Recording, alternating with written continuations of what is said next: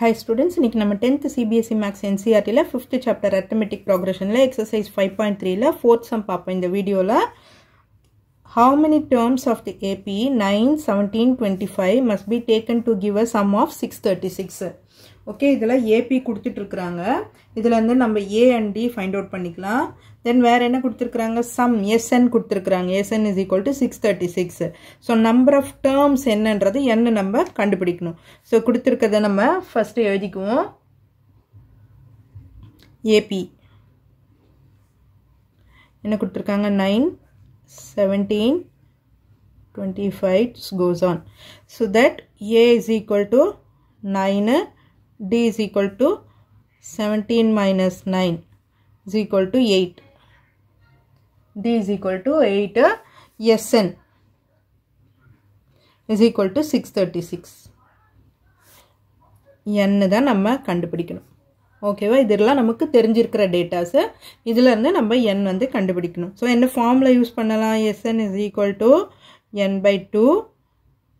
இதுல last term தெரியாது, அதனால இந்த ஃபார்முலா தான் யூஸ் பண்ண முடியும். 2a plus n minus 1 into d.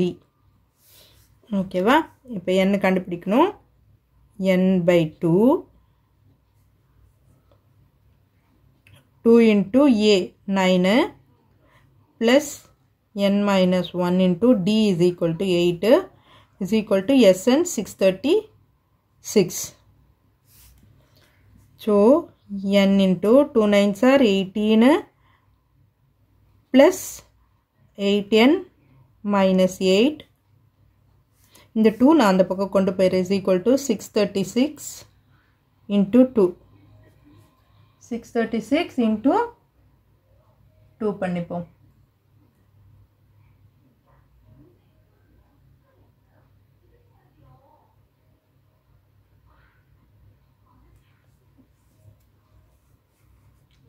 இங்க n 18 minus 8 பண்ணோம்னா 10 plus 8n is equal to 6 2s are 12.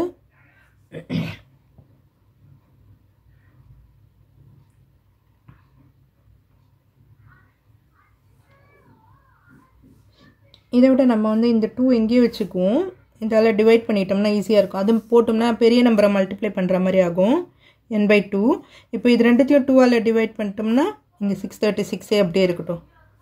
ஓகேவா, n 5 + 4n. ஓகேவா, நமக்கு ஈஸியாக இருக்கும் கால்குலேஷனுக்கு. ரொம்ப பெரிய நம்பராக போகும், அதனால இங்கேயே நம்ம டிவைட் பண்ணிக்குவோம். இப்போ உள்ள மல்டிப்ளை பண்ணுங்க. 5n + 4n square. இது இந்த பக்கம் கொண்டு வந்துட்டோம்னா minus 636 is equal to 0. இப்போ 4n square plus 5n minus 636 is equal to 0. இப்போ இதை நம்ம ஃபேக்டரைஸ் பண்ணணும். என்னோட வேல்யூ கண்டுபிடிக்கணும் இல்லையா, குவாட்ராட்டிக் ஈக்குவேஷனை வச்சு. ஸோ அப்போ இங்கே minus 636 உள்ள என்ன வரணும்? 5 வரணும். ப்ளஸ் 5 தான் இல்லையா. ஸோ என்ன வேல்யூஸ் நமக்கு அப்ளை ஆகும்? 636 3 2s are 1, 3 2s are 2 1s are 0, 6 2 5s are 2 3s are 53. 53 into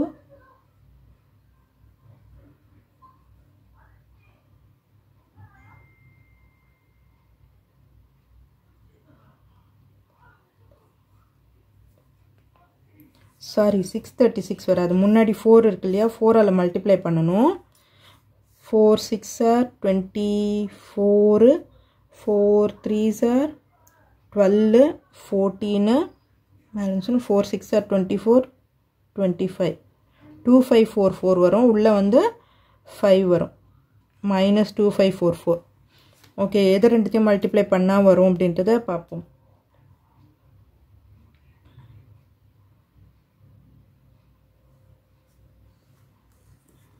2544.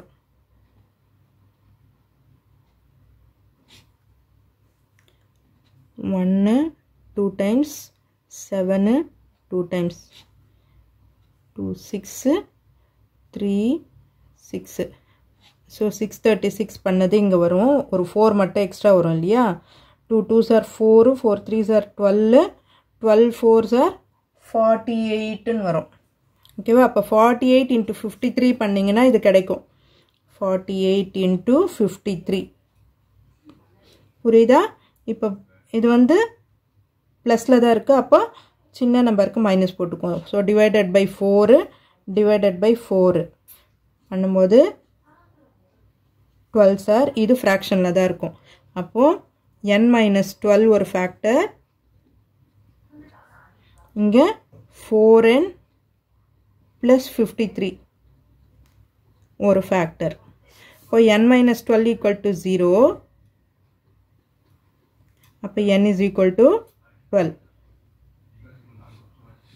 அதே மாதிரி 4n plus 53 is equal to 0 அப்ப 4n is equal to minus 53 n is equal to minus 53 by 4 so இது ஒரு value so number of terms n cannot be neither fraction